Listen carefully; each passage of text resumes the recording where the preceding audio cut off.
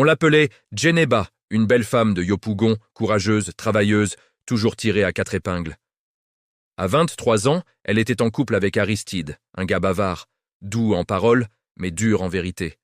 Aristide aimait trop le dehors, les amis, les maquis et surtout les autres femmes. Djeneba a beaucoup supporté, les promesses après chaque dispute, les bébés-changes, les « c'est toi seul ». Mais un jour, trop c'est trop. Elle a plié bagages, cœur lourd mais tête haute. La séparation a fait du bruit dans le quartier. Chacun commentait « Ah, Aristide a perdu une femme en or ». Les années ont passé. Djeneba a grandi, mûri. Elle a rencontré Kader, un homme posé, sérieux, qui agissait beaucoup. Avec lui, pas de palabres inutiles. Elle s'est sentie respectée, rassurée. La vie semblait enfin alignée. Puis un jour, au hasard d'un embouteillage à Adjamé, elle recroise Aristide. Le même sourire, un peu vieilli, mais toujours charmeur. Ils échangent des nouvelles, rient, se rappellent le passé. Aristide dit « Djeneba, c'est toi que j'ai toujours aimé ». Le feu mal éteint a repris doucement. Djeneba croyait pouvoir gérer. 2 hommes, 2 mondes, 2 mensonges bien rangés. Avec Kader, c'était la stabilité. L'homme officiel.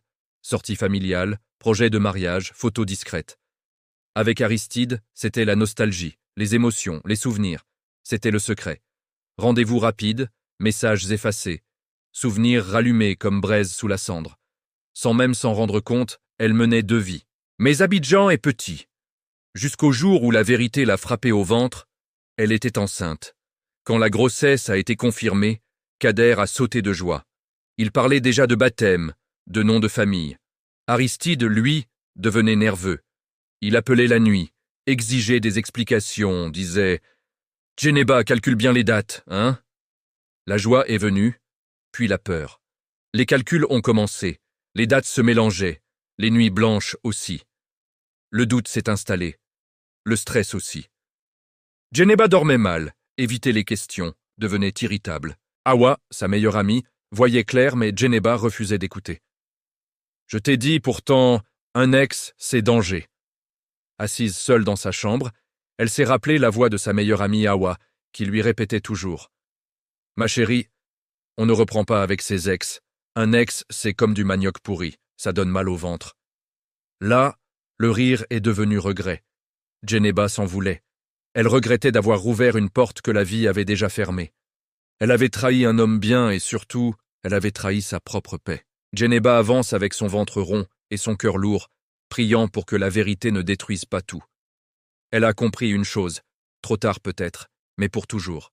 Le passé n'est pas un refuge.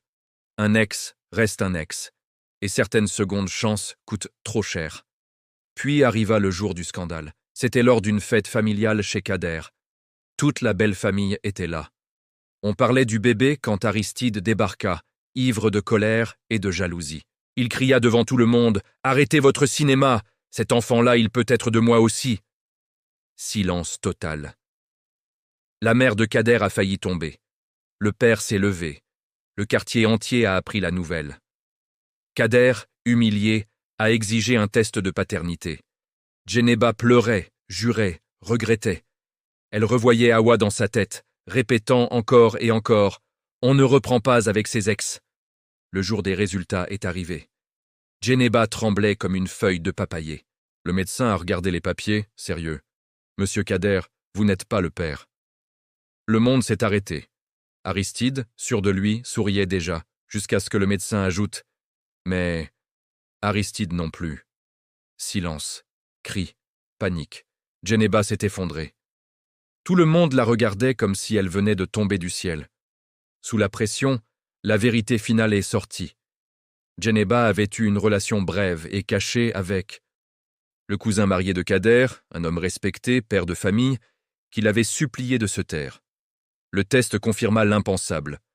Le père de l'enfant était un homme marié, de la même famille que Kader. Kader a rompu immédiatement, la famille a éclaté, le cousin a été chassé par sa femme. Plus personne ne répondait à ses appels. Kader a bloqué son numéro. Aristide a disparu comme une fumée. Le cousin marié, lui, a envoyé un simple message. « Je ne veux plus de problème. Débrouille-toi. » C'est là que Djeneba a compris. Elle était seule pour de vrai. Djeneba s'est retrouvée seule, enceinte, rejetée, avec pour seule compagnie ses regrets.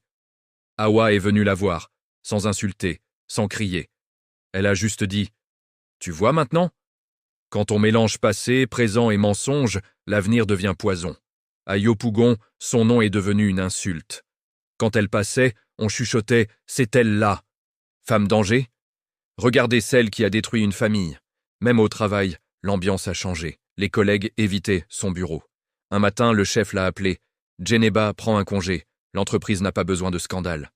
Ce congé n'a jamais pris fin. Son ventre grossissait, mais la joie n'était jamais venue. Chaque coup du bébé lui rappelait ses choix. La nuit, elle se réveillait en sursaut, revoyant la scène du test.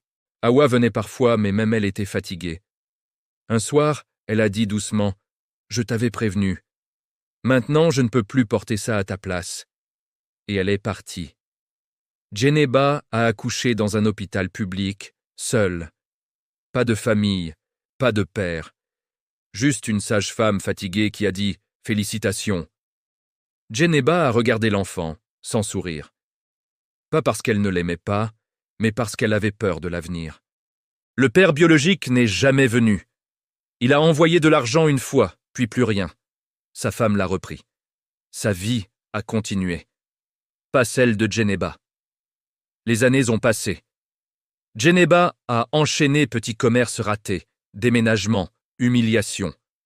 À chaque relation naissante, dès que son passé sortait, l'homme disparaissait. Un jour, un homme lui a dit sans gêne « Je peux être avec toi, mais pas assumer ton enfant. » Elle a refusé, mais elle a compris le message. Son histoire la suivrait toujours. Un soir, en lavant des habits à la bassine, elle a entendu 2 jeunes filles rire derrière elle. « Moi, jamais je ne reprends avec mon ex. » Djeneba a levé la tête. Ses mains ont tremblé. La voix d'Hawa est revenue dans sa tête, intacte, cruelle. On ne reprend pas avec ses ex. Cette phrase ne l'a plus jamais quittée. Djeneba vit encore. Elle se bat. Elle élève son enfant du mieux qu'elle peut. Mais il n'y a pas eu de grand pardon, pas de reconnaissance publique, pas de renaissance spectaculaire, juste une vérité simple, dure, ivoirienne. Toutes les erreurs ne se transforment pas en leçons glorieuses. Certaines deviennent des cicatrices silencieuses. Et parfois, la vie continue, mais plus jamais pareil. Aujourd'hui, Djeneba élève son enfant avec courage, mais elle a payé le prix fort. Chaque matin, elle parlait à son enfant. « Toi, tu ne paieras pas mes erreurs. La chute n'est pas la fin, c'est la direction qui compte. » Djeneba n'a peut-être pas retrouvé l'amour tout de suite, mais la rédemption existe pour ceux qui ont le courage d'assumer.